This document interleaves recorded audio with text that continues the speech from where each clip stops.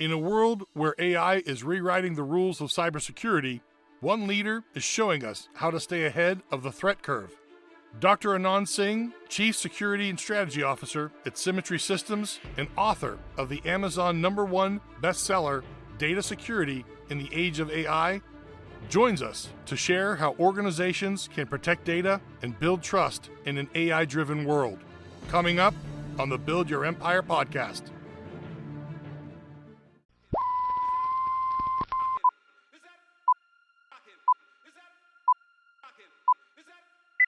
Welcome, Empire Builders. You're listening to the Build Your Empire podcast, the show where ambitious minds gather to learn, grow, and create. Here, we dive into the stories of entrepreneurs, athletes, leaders, and innovators who are shaping the world around us. Together, we'll unpack the strategies, triumphs, and challenges that come with building something meaningful, empowering you to keep pushing towards your vision. So let's get inspired, let's get motivated, and let's build our empires, brick by brick, step by step. Welcome to the Build Your Empire podcast.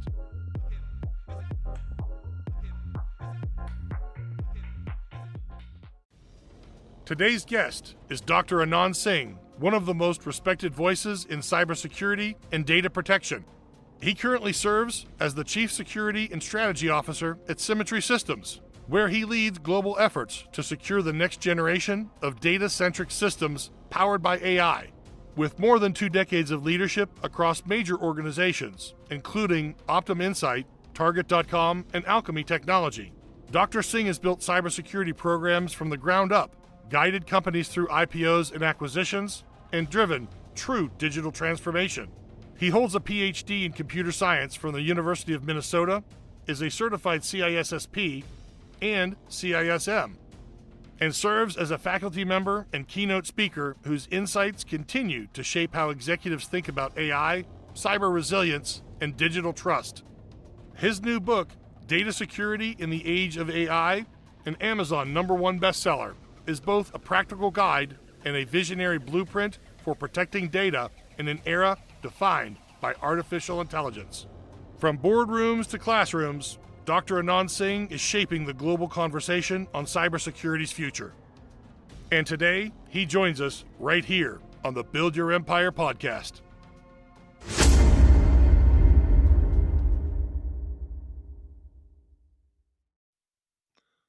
Welcome, Anand Singh, to the Build Your Empire podcast. How are you today? Thank you for joining us. I'm doing amazing, Nick. How are you doing? I'm great. I feel honored to have someone with your expertise and background joining us here today, and I'm anxious to learn more about you as a person, but more importantly, your book that came out today. Congratulations, and we'll get to that here in a minute. Absolutely. Thank you, Nick. And I'm looking forward to the discussion here. Love to provide insights into my background and love to talk about the book. And let's get going. Yeah. So maybe you could just introduce yourself and give us, a quick overview of, where you came from, where you're born, and how you got here, maybe a little bit about your education. Just feel free to open up on your short bio. Absolutely. So, Nick, I was born in a small town in India. The name of the town is Varanasi. And I won't belabor too much details about growing up in that small town, but my favorite memory growing up in a school is hearing about supercomputers. And Cray Research was the premier supercomputing company in those days. And Seymour Cray, who was the founder of Cray Research, he was the most famous technologist in those days. So when I was growing up, it became my dream to become a supercomputer engineer one day. When I graduated grade school, I did my bachelor's from one of the Indian Institutes of Technology. And for your audience who doesn't know it, the IITs are the premier educational institutions in India.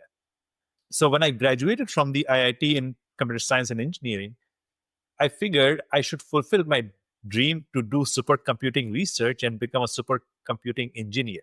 So I actually applied to a bunch of universities in the US to pursue advanced research in supercomputing.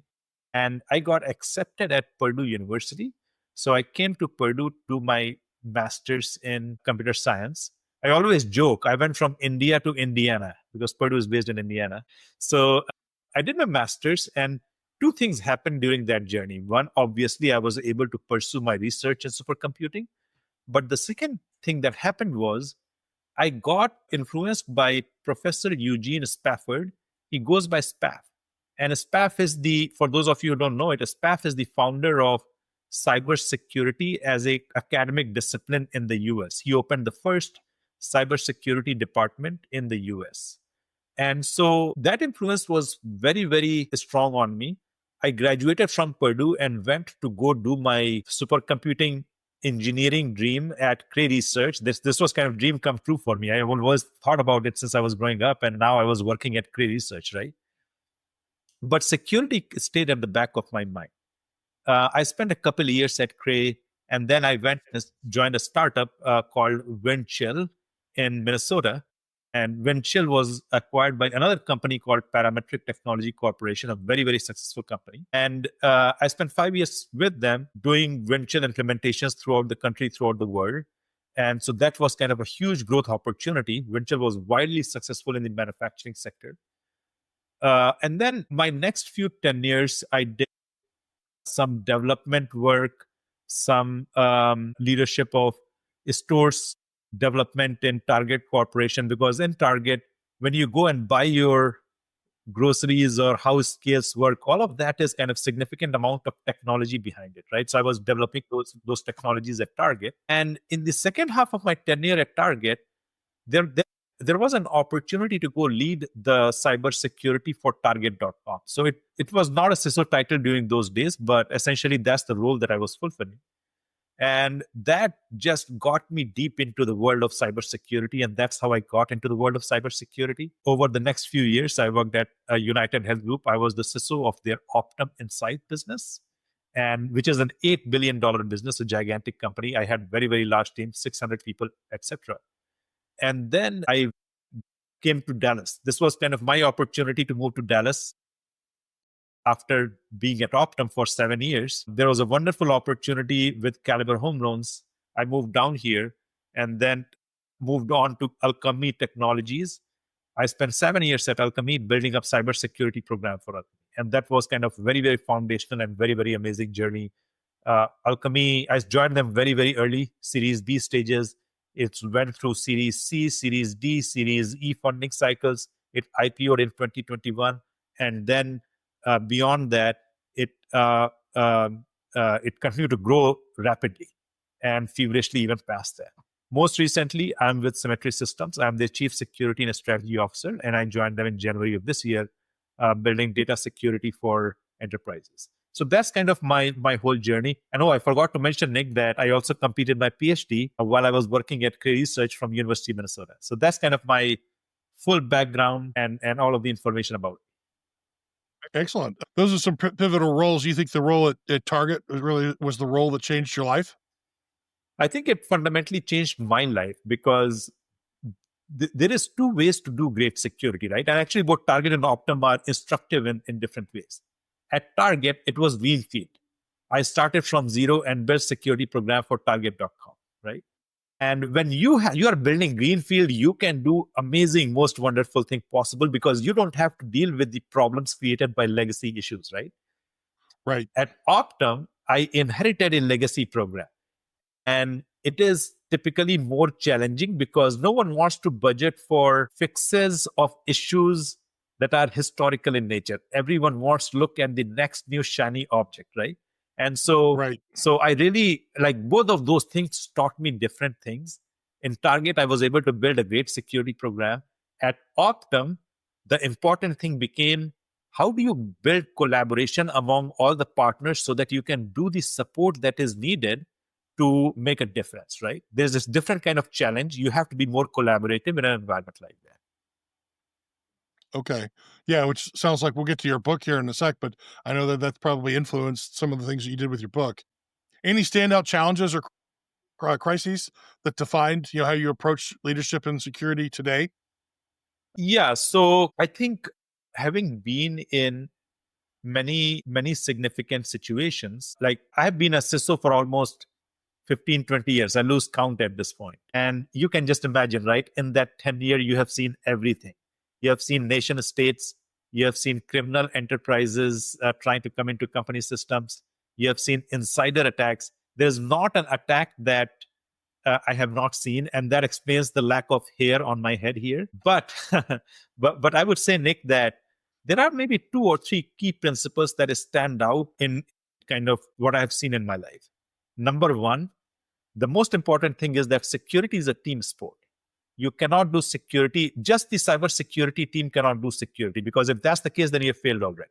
Build a strong collaboration with your legal department, with your infrastructure, with your development, because when you are dealing with a situation, you would need all of those guys in your CERT team, right? Security Incident Response team. The second key thing that stands out is that you have to build the talent pool in the right way. What I mean by that is you have to create a pipeline of talent in addition to working with the talent that you have. And I think that combination can be wonderful and magical, because the more senior talent loves having young talent to mentor and coach for their future success. And the young talent gets the opportunity to grow and mature under the guidance and leadership of the more senior talent, right? So that's an electric atmosphere. So I've always focused on how do I create an amazing pool of people that operate in my teams. And over the years, I would say I would probably like 10 CISOs that have come out of my teams among various organizations, right? The third and final thing I would say, Nick, is that you have to have a very strong amount of critical thinking. Cybersecurity situations are very unique. Every situation is going to be different. And while you have to prepare as much as possible, you need to have the ability to handle situations in unique and different ways. And how do you get critical thinking? You have to look at the thought leadership in the industry. You have to be very well read. You have to be curious about what is the latest and the greatest that is happening in the industry. So to me, those are 3 critical factors that have led to my success and a lot of people who have succeeded from my teams. Thank you for breaking that down. That's phenomenal insight. What is your role today as CISO at Symmetry Systems like? Is it similar to Alchemy? Because you started probably at a similar time when there were very few employees and you're building something from ground up again, right? Absolutely. At Symmetry, my role expanded to also include the strategy function along with the security function. So, and obviously Symmetry is a cybersecurity company. So we cater to a different kind of audience than what Alchemy catered to, which was mostly people in the financial sector. What is different about my role is that there is any CISO role or any strategy role in a company like ours, Nick, it has to be very market facing in nature, right? Because you are not just managing the security inside of the organization. You have to be able to showcase the company for a broad variety of audiences, right? And so I have quite a bit of market facing component, Nick. And what that means is uh, like being the face of the company in various conferences, keynote speeches, etc. Talking with CISOs one-on-one so that I can understand their pain point and I can bring that into the product that we are building for the marketplace, right? Finding out great partnership opportunities. So in addition to my routine security responsibilities, Nick, I also have the responsibility of advancing the company in a very noisy, complicated marketplace by defining the strategy of that advancements and building partnership and collaboration with parties that can help with that advancement. Okay, excellent. How does your day-to-day balance between strategy and people leadership and technical execution go about? And I'm sure delegation probably plays a pretty significant part of that, right? You and the hiring that you just discussed. Yeah, absolutely. Delegation is kind of very crucial, but I think there is a styles of delegation. I think there is one style of delegation where you can delegate and not think about it. There's another style of delegation which is going to be delegation with it while maintaining support for the challenges that the delegatee is facing, right? And so, and seeing it through in such a way that the delegatee grows in the process, but also the responsibility got accomplished in the process as well, right? And so I'm kind of much more in favor of that second approach where I can take a real opportunity of doing something and I can delegate it, but I can also help the person who is leading that charge help them grow in the process, right? So that's kind of my style and my philosophy and my approach and how I think about people. I have a very egalitarian style, and I think everyone that has worked for me will say that. And it helps because you have to be approachable, you have to be considerate, you have to be mindful that people will make mistakes and that it's not intentional. And it's our job as leaders to ensure that they are uh, learning from those mistakes and growing as human beings and advancing in their careers. So when you're hiring and you're interviewing and building your team, do you think about the delegation that, hey, if I bring this person aboard, someday I'm going to have to trust them with certain responsibilities that really I need to be assured that they're going to do the best job and potentially not make a mistake? Yeah, absolutely. So I think there is a few pieces of that you want to think through when you are hiring people, right? So one of the pieces that I have learned to be really important, and this is a technique that I learned at Target Corporation, which is that you want to ground the conversations into the realities of what the individual has done and how did they handle that situation, right? So I always prefer to have very specific concrete examples as a part of the conversation rather than just high level, like this is what I can do kind of thing, right? So I think that's kind of one key piece of the puzzle. The second key piece of the puzzle is that I realize that I'm just one person and my view and perspective would be good, but it would be just one person's view and perspective, and I cannot possibly have all the views and all the perspectives, right? So I like to Right. create a good interview team, a good team of people who can go and work with that person. And sometimes I like to bring collaborators from outside the security organizations into those discussions and interviews because I want to have a 360-degree view on that individual and their fit with the team, right? And so that's kind of that's some of the methods that have really helped me hire some of the best people in the marketplace. I will tell you that not all the people come that I have hired, which have proven to be really, really good, are people who were very experienced, etc. Some of my most successful guys, I hired them fresh out of university. They were doing help desk or other functions at the university, and they did such amazing things for my companies and my organizations that, and if you guys are listening, you guys know who you are, but they did such amazing things for my companies and my organizations that it just kind of pushed the game of the more senior individuals as well because they had to keep pace with them. Appreciate that insight. So let's talk about the book. The book is Data Security in the Age of AI. So tell us the core theme and mission behind the title and the content, and then gap in the industry you're hoping to fill. Absolutely. So, Nick, I have been in AI for a very long time. Some of my PhD research was focused on AI. And so, for a very long time, it was a very theoretical construct or utilized in limited ways, right? Like, for example, machine learning has been around for a long time and it is used for specialized scenarios.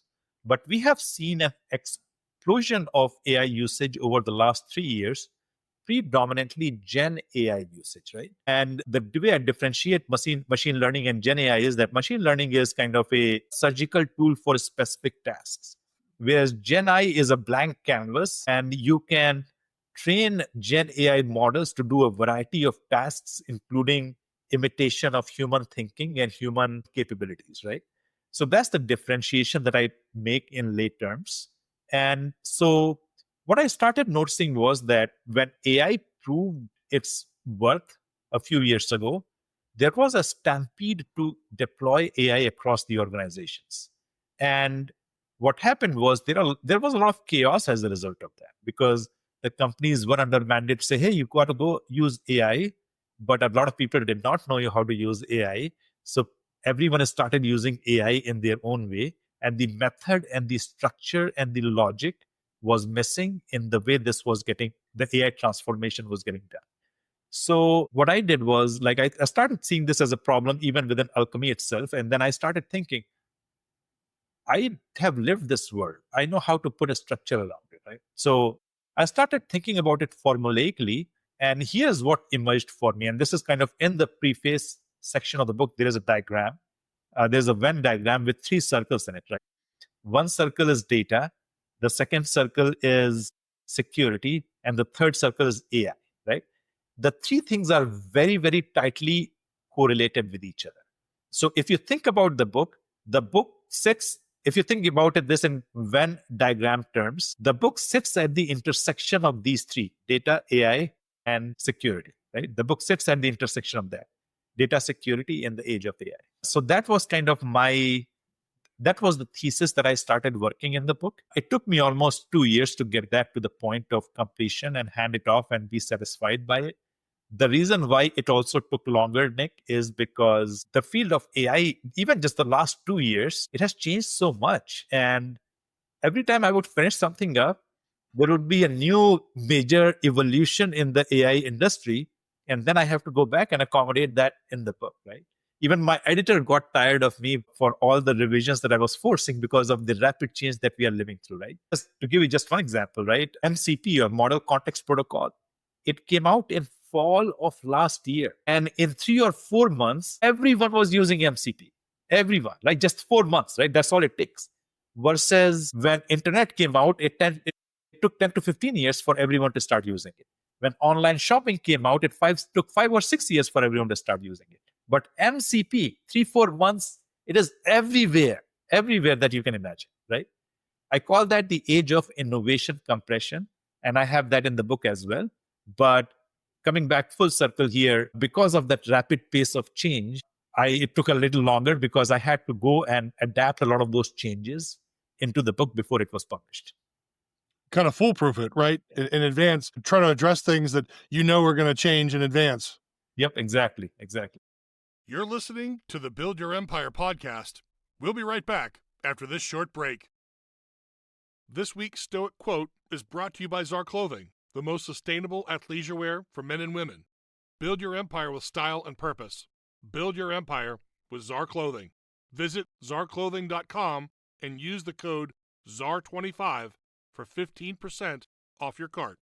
Empire Builders, it is time for our Stoic Quote segment for episode 6 with Anand Singh. Between stimulus and response, there is a space. In that space is our power to choose our response. Viktor Frankl. In the age of AI, that space is shrinking. Machines react in milliseconds, but it's our choices that define integrity, trust, and resilience. My guest today, Anand Singh, reminds us that leadership in data security isn't just about protecting information. It's about protecting that space where human judgment, ethics, and responsibility still matter most. Now let's go back to our show. Let's dive back into the interview. This is the Build Your Empire podcast.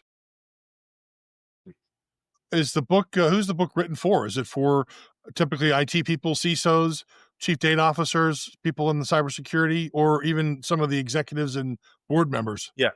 So the way I thought about the book, Nick, was I didn't want to make the book too arcane.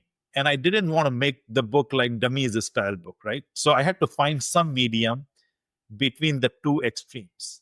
And so I had to define my audience for the book. And I came to the conclusion that the audience for the book would be people who are trying to make sense of AI. So this is kind of a book with technicalities in it, but it is designed for people who don't know AI to begin with. It is designed for that kind. They may know technology, but they don't know AI to begin with, right? So that's the kind. So my goal was to give them first 5 steps, because there are 5 parts in the book, as you know, Nick, right? And those 5 parts are focused on different aspects of data security in the age of AI. So my goal was to give them first 5 steps of not knowing about AI to jump up 5 steps and know about AI and how to structure that AI inside of their organization.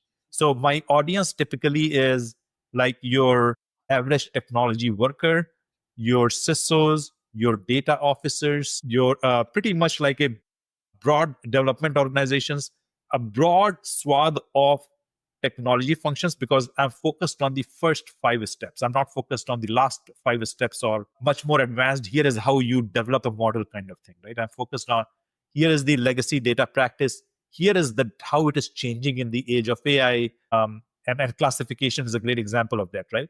The legacy classification is regex based.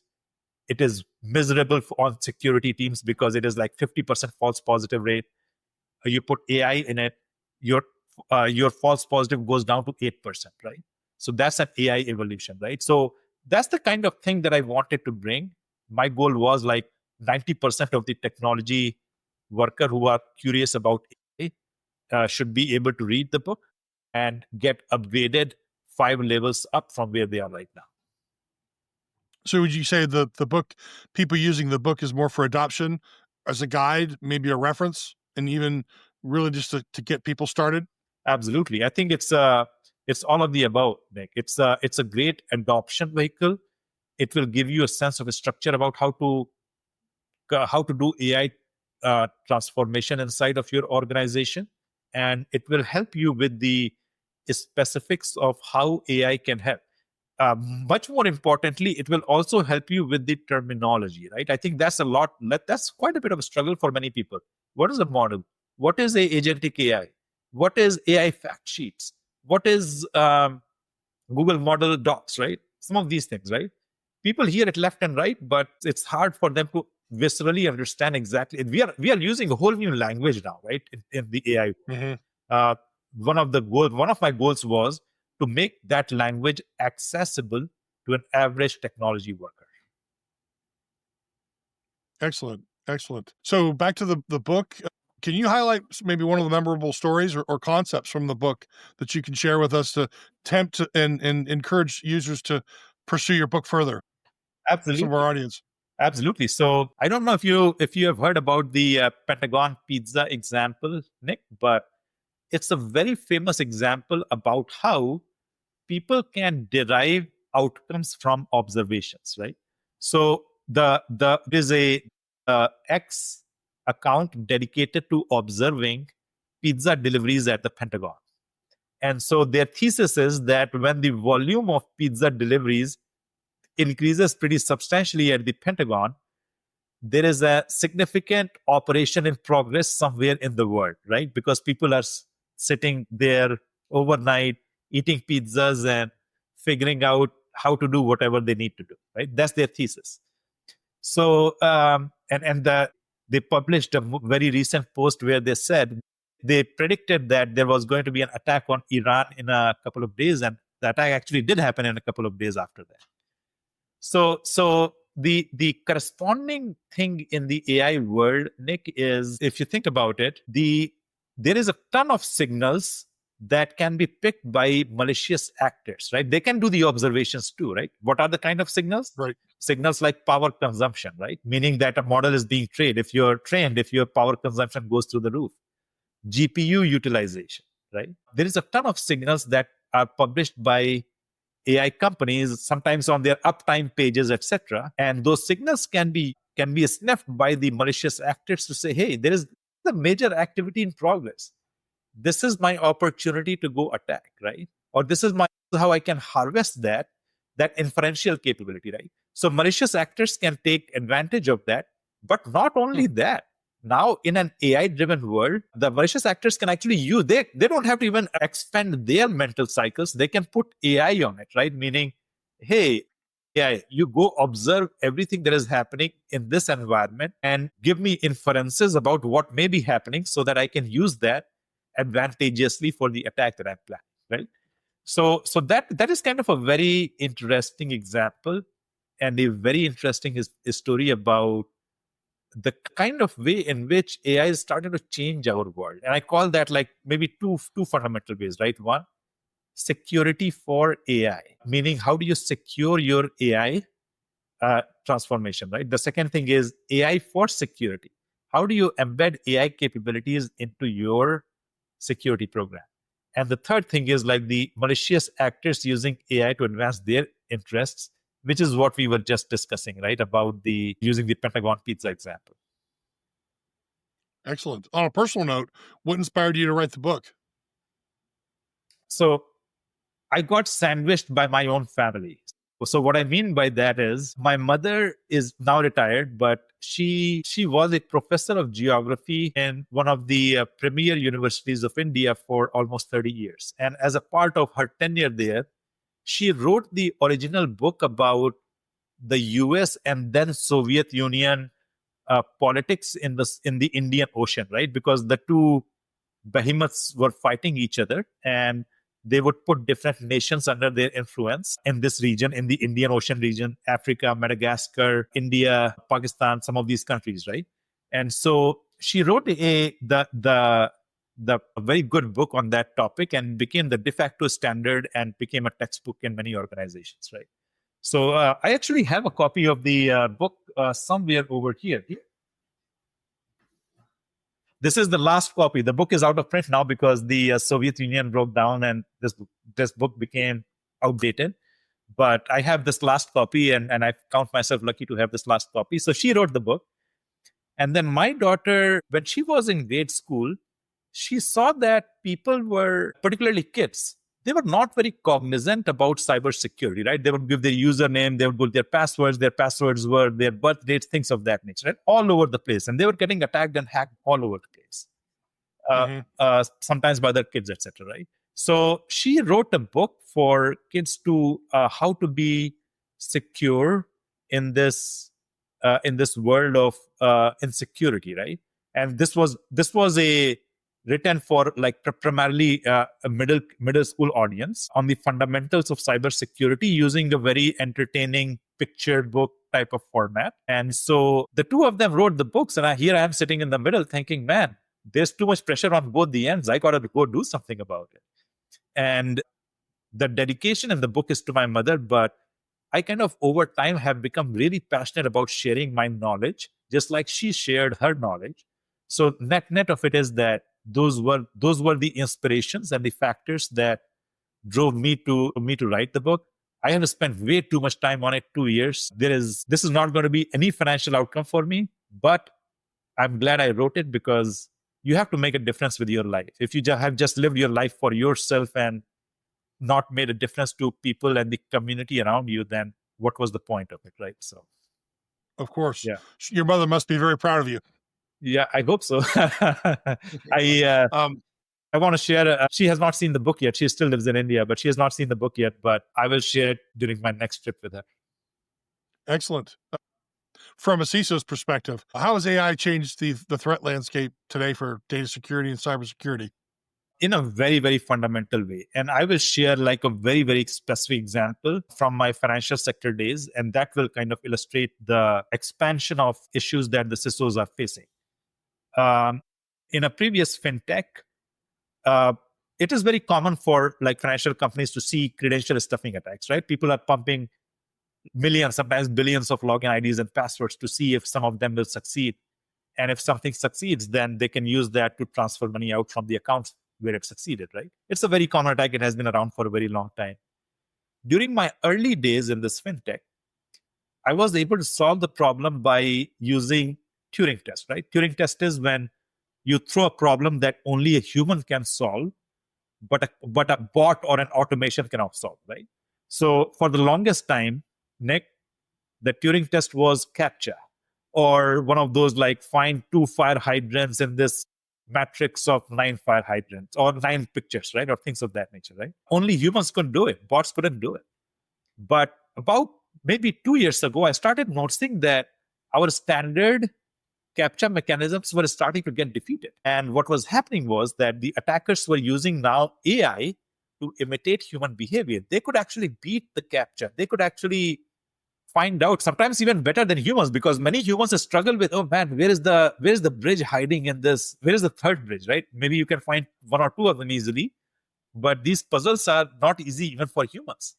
But now, like with the advent of AI, the attackers can actually deploy AI to identify how to beat the system, right? So basically, they were succeeding at the Turing test better than the humans. They beat the Turing test.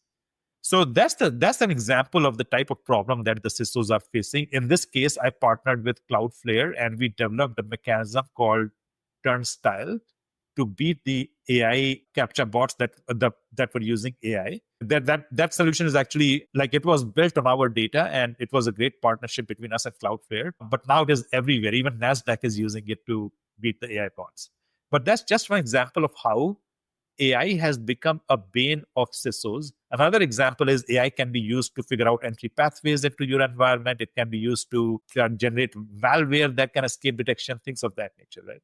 And so, long and short of it is, the life of a CISO has gotten complicated because of the advent of AI. And so, this is kind of a crucial topic that I cover in my book for security for AI as the chapter there.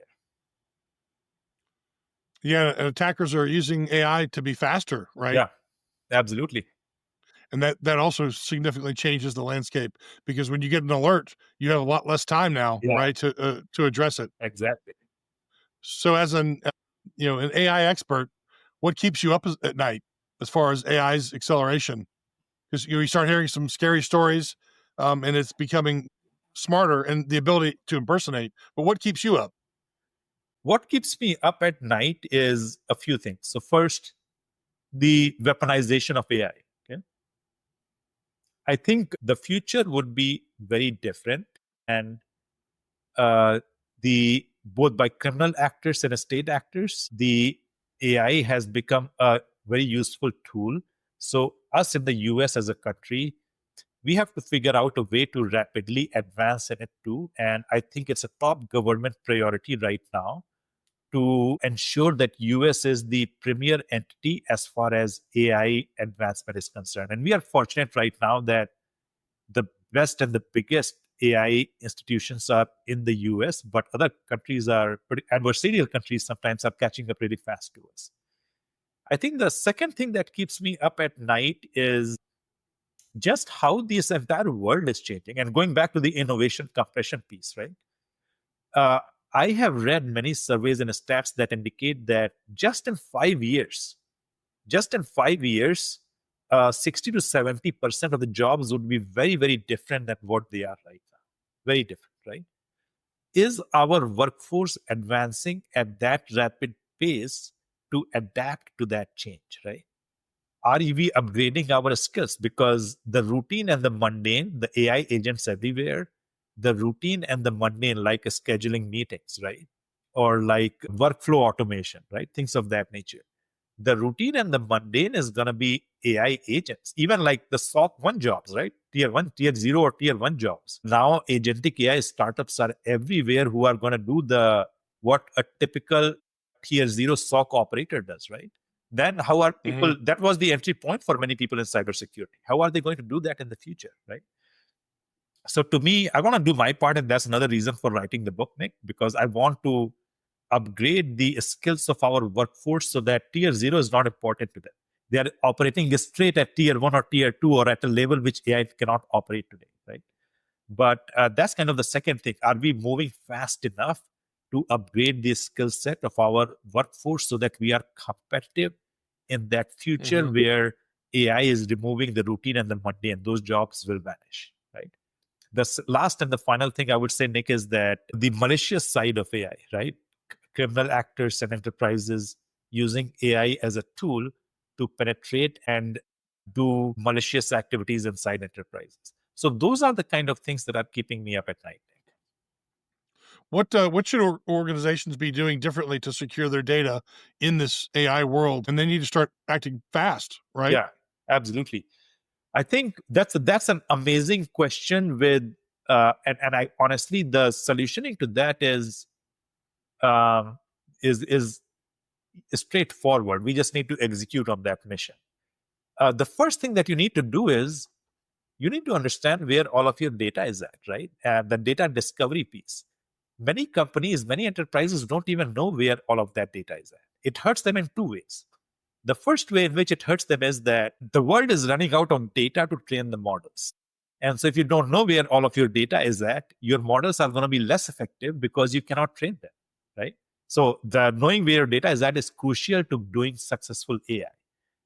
The second reason why hidden data is actually not good for you is because that hidden data is not getting care and feeding, which means that malicious actors have easier access to it, right? And there is a third reason. I should have mentioned three reasons.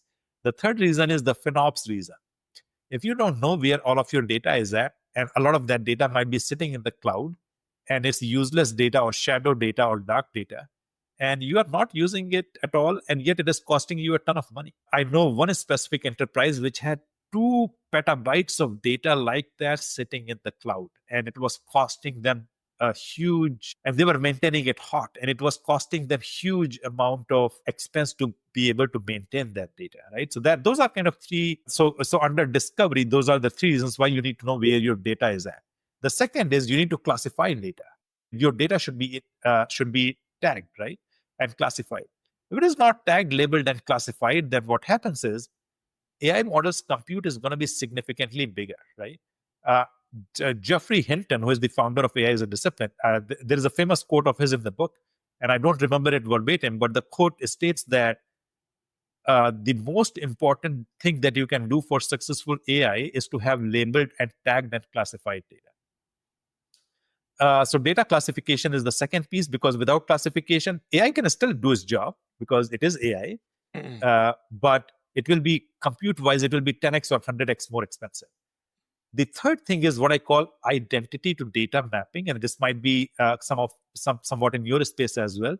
But it is important to understand how identities are using data, and because if the identities are using data out of band or anomalous activity detection, right, you have to be able to cache that. So you can only do that if you understand how your identities are using your data, right? So those are maybe three crucial pieces of the puzzle. Maybe one last thing I would say the organization should be conscious about is don't hand over all of your data to the AI companies, because then you are making them successful by and getting no compensation in return, right? Many of these companies have like hidden clauses in their legal agreements where they allow themselves to, you will deploy them and they will allow themselves to train on your data, right?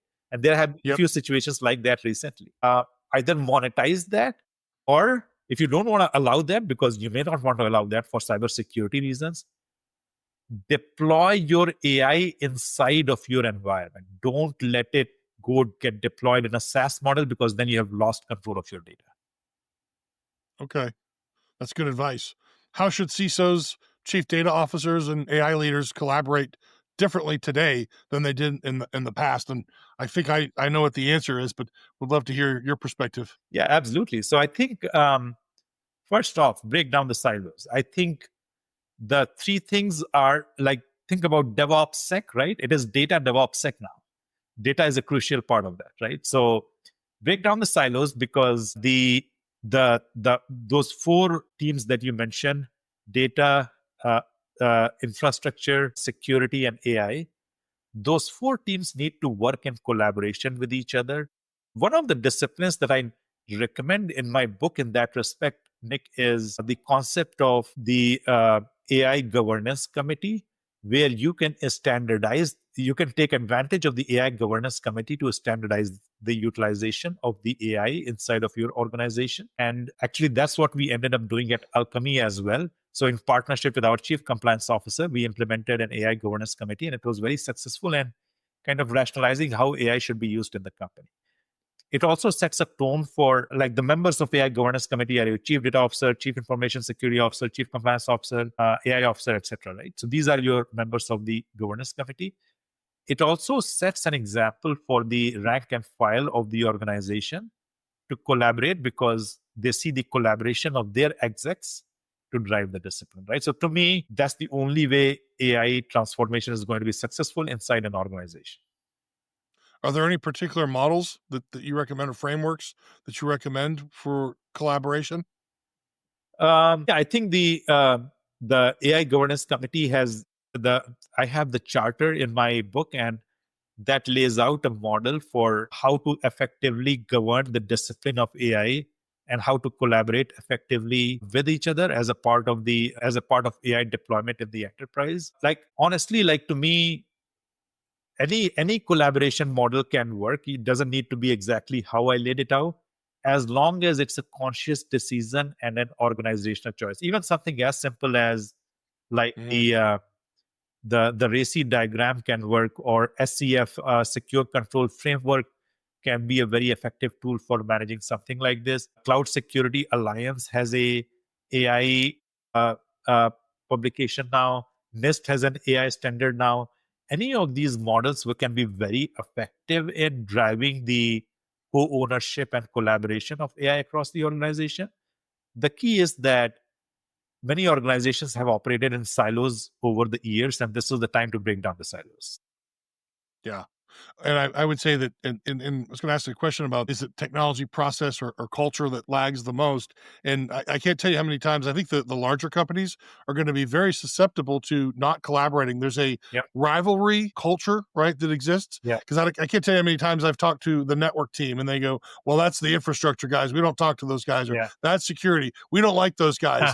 And they've got to get rid of that rivalry culture, right, and collaborate, because that's, when you're saying that you've got to collaborate, because that could be the weakest link, let somebody come in and hack or breach your environment. That's something that the walls have to come down from rivalry, and people have to have a different culture mindset and get rid of the rivalry culture. You said it very well, Nick. Spot on.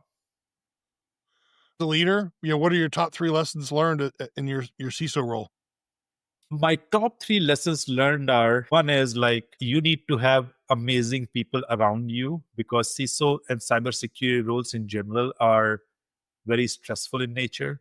There have been many times in my life where I have had a cell phone right next to me as I was sleeping, because I was expecting a call every 2 hours or every 30 minutes or something like that, right? So there have been days and weeks and months where there was no sleep, because we are fighting some of the biggest battles of the world, and we are doing all of this behind the scenes, right? So my number one recommendation is, you need to have a great set of people around you, and you need to consciously plan for that from day one in any new CISO responsibility. My second recommendation is, have a life other than being a CISO. I know it's a very hard thing to do, but given the stressful nature of this job and this responsibility, it's good to be able to find some balance, have some other interests and some other things where you can completely disconnect. It's very hard for cybersecurity people to disconnect. And to be able to completely disconnect is a blessing that you will appreciate once you start doing it, right? I, for example, like to motorcycle. I like to work with tools, and I have a little property up north where I try to spend some alone time with animals so that I can find some peace and quiet and do some meditation. So that's kind of my second thing, find some balance.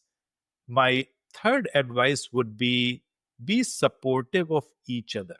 In this community, there are I'll tell you, I was with one very large healthcare company, and another very large healthcare, a direct competitor of the company, was attacked by a nation state actor. And we actually ended up helping our biggest competitor deal with the attack that they were facing from this nation state actor.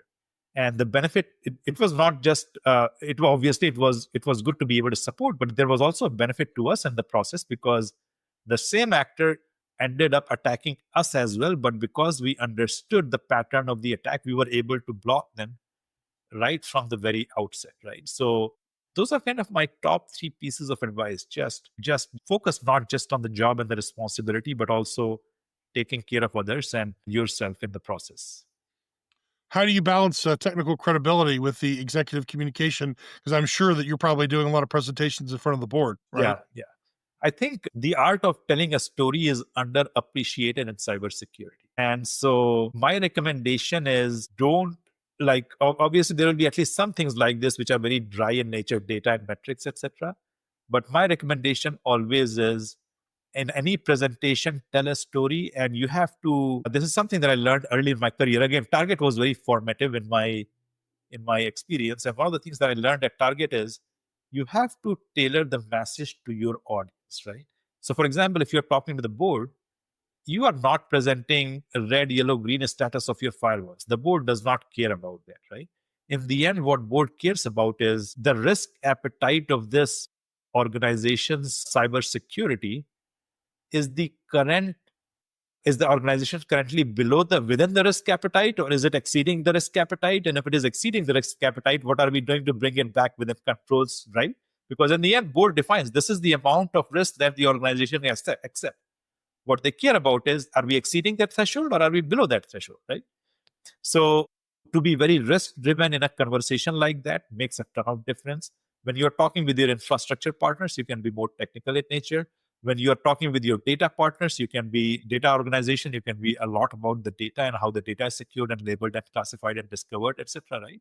So to me, the biggest piece of advice that I can give is storify your conversations as much as possible. I like to do that in my keynote speeches, etc. Specific examples, specific situations. Typically, those are very well received. Number two, focus on what is important to your audience and also make them a part of the process. Have them ask some questions, encourage them to make it conversational. I even do that in my very large speeches and all that. And it almost always turns out to be much better because when people are just speaking without engagement, it becomes very robotic. But when you are talking with people, that's when you become genuine and authentic. Right. Look at our conversation. Right? It's very genuine and very authentic conversation because we know each other, Nick, and we are friends with each other, right? If you try to take that same approach where you are authentic while taking care of the audience's needs, it makes a ton of difference. So back to earlier in the conversation, you mentioned that a few people you hired became CISOs, right? Yep. So tell me, how do you mentor and grow that next generation of CISOs? What's your leadership style? Yeah. So first thing, I want them to own responsibilities, right? Have the ownership mindset. I think to me that is just so super critical. Particularly in a young company, like everyone should feel like they're owners of the company. So to me, the first thing that I want to do is get them into ownership mindset. And we talked about delegation earlier in the conversation. To delegate such a way that you can trust but verify. So they are slowly growing into the rail. You delegate it to them, but you don't throw them in the deep end of the water thinking they will learn how to swim, right? You delegate them and then you keep an eye over the situation. Over time, you will learn to not keep an eye over the situation because trust has built up, right? Right. So to me, that's kind of the first thing. I think the second thing is the ability to communicate very effectively and amazingly. This is a common issue in cybersecurity and technology where people can talk about technology all day, but it's hard for them to talk to audience that are not in technology, right? And think about this, right? Many people in leadership positions that you interact with are not in technology. Your CFO that you are asking the budget from, right? Your chief legal officer that you are working with to ensure that your data is not used by the AI companies for training purposes, right? Your chief compliance officer who doesn't know the technicalities of the cybersecurity but wants the controls to be in place, right? So to me, the art of communication is just so important. And then my third and the final thing is achieve some gravitas by contributing to the profession. Meaning like you are helping, and I try to help my team members do that, but I want them to go and be in the thick of a situation that some other company is facing. They will learn and they will grow, right? I want them to go and to go teach young people about cybersecurity and how to be safe in today's world, right? Anything different than like how do you make the world a better place? I think you have to, in your own little way, you have to be able to do that. So those are maybe some approaches and techniques that I use, Nick, to get my team members to raise their thinking profile, how to become more executive in nature, how to collaborate and partner with others, and live life just not for yourself, but for the communities that you live in as well. That's great advice. And I know your role, the CISO role, is a pretty big role. And you said trust but verify. I think it's, one of the things that you mentioned was give people the responsibilities because they can't tackle your job in one day. Yeah. But you can give them portions of your role, see how they do, test them, whether they do well or they fail, you learn from that and then you move forward, right? Exactly. Because they're not going to learn overnight. And it's a monumental task to learn your job in a day, Yep. right? Rome wasn't built in a day. So I think breaking those tasks up and just the responsibilities over a period of time, Yep. and have a person graduate to different levels. Yep, exactly. What's next for you in your life? You're starting a new opportunity at Symmetry Systems and strategy as the CISO. You've written a book. So what projects, initiatives, are you looking forward to? That's a really good question, Nick, and I am glad you asked that question because by this time, hopefully, you have realized that I don't have an idle soul, right? I just like to keep experimenting with new things, doing new things, right? I worked for Fortune 10 companies and I worked for 3 startups, right? I have worked in finance, I've worked in banking, I've worked in retail, I've worked in healthcare, and now I'm working for a cybersecurity company.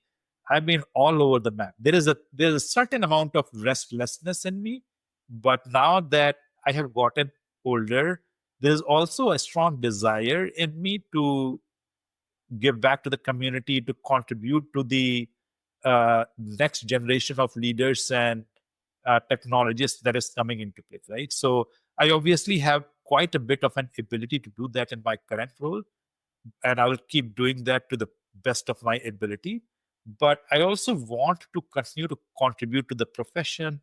I also want to continue to help others out. So some things that I've been thinking about is I would love to be in a position, Nick, where I can help the national policy of the country. How can, as a country, we can steer ahead of all the challenges that are being brought to us by other, perhaps not so friendly nations, steer ahead of challenges that are brought to us by the AI, etc. Right?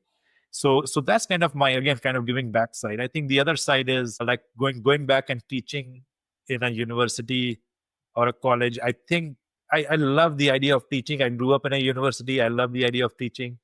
It's just so core to me. In throughout this conversation, even though I was a CISO, I'm sure you've realized, Nick, that a lot of what I was doing was teaching people around me, right? And helping them grow and succeed, right? I love the ability to do that. Perhaps one of the things that I can do in the future is do that very directly as a professor in one of our esteemed institutions, maybe UD Austin. I'm sure there'll be plenty of opportunities for you to teach, even if it's on a part-time basis. And I'm sure the country, America, could certainly use your expertise as the next cybersecurity czar. Yeah, But I know you've got some things to do at Symmetry Systems before you do that. But absolutely. maybe in 5 or 10 years, we'll see you as the cybersecurity czar for our country. I hope so. We certainly could use someone with your expertise. So where can people find your book? I mean, Amazon, other places. Is it on Audible and Kindle? The book is in 3 mediums right now, Nick. It is in Kindle format right now. It is in hardcover and it is in soft cover. Typically, Audibles come out a few months down the road. So there will be an Audible version of it, but it will be probably like 3 or 4 months before it gets published. The reason being that, like, obviously the technical books have a harder time with Audible because there are a lot of tables and there are a lot of diagrams and there are a lot of pictures in the books. And that makes it harder to transcribe correctly. So there is more effort and skill involved in being able to transcribe that for an Audible type of format. But that is certainly on the horizon for a few months down the road. But the other Kindle is available starting 23rd, and the soft cover and the hard cover is available along with Kindle starting 24th.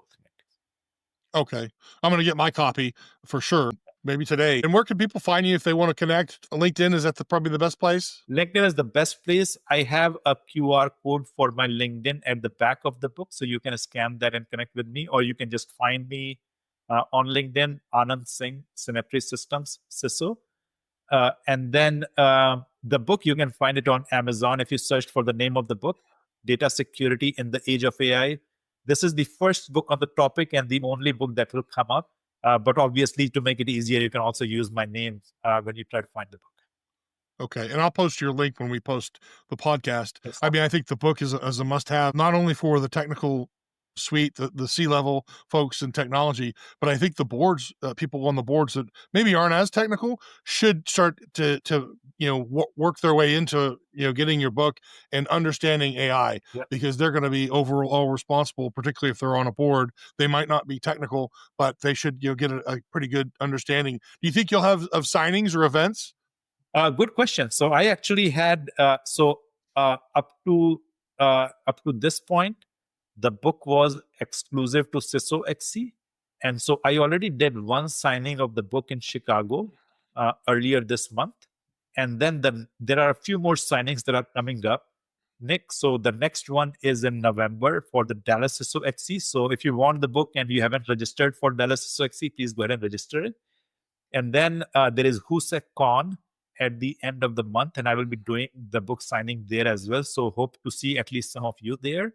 And then lastly, I'm also going to Atlanta and I will be doing the book signing in Atlanta as well. So those are kind of some of your opportunities to get a signed copy of the book, guys.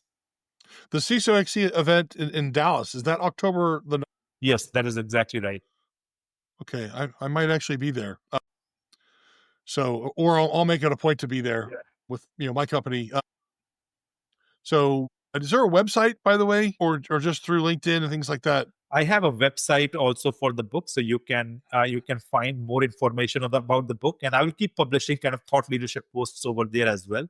The website is pretty easy. It's my first name, last name .ai. So basically, AnandSingh.ai. Okay, That's where you can find more content, some free chapters, some PDFs, and a link for the book as well. Okay. Thank you for sharing that. And I'll post that when I post the podcast in the content section. Thank you very much, Anand, for joining the Build Your Empire podcast. This is really interesting, very insightful. I feel much smarter after me. I'm sure I'll be much smarter once I read your book. But I appreciate you encouraging people to, pursue AI, and certainly encouraging people to check out Data Security in the Age of AI. It launched today, so you can get your copy on Amazon. And thank you so much for coming. I'm honored to have you here. Love your expertise, and I'm sure there'll be plenty more opportunities. Maybe we'll have you back on in the near future, and definitely when you write your second book too. But thank you so much for coming. That's amazing, Nick. It was a great conversation. Thank you for having me. All right. Thank you for tuning in to the Build Your Empire podcast. Producing the show takes time, money, and resources, and we deeply appreciate your support. Here are 3 simple ways you can help us keep this broadcast going strong. Number 1, visit our website at buildyourempirepodcast.com to join our email list. Stay updated on future episodes, exclusive content, and everything happening in the Build Your Empire community. Second, if you'd like to make a small donation to support the podcast, you can do so at buymeacoffee.com/buildyourempirepodcast. Every contribution helps us continue to share inspiring stories and valuable insights. Thirdly, maintain the Build Your Empire mindset with some comfortable and stylish athleisure wear from czarclothing.com. Whether it's for you or a gift for someone you care about, you'll find apparel designed to empower you to build your empire. Use code ZAR25 for 15% off your shopping cart. And finally, if there's a specific guest or topic you'd like to see on the podcast, I'd love to hear from you. Drop me a line at nicholas@buildyourempirepodcast.com. That's NICHOLAS @buildyourempirepodcast.com. Thank you for being part of this journey. Together, let's keep building empires. We'll see you on our next podcast.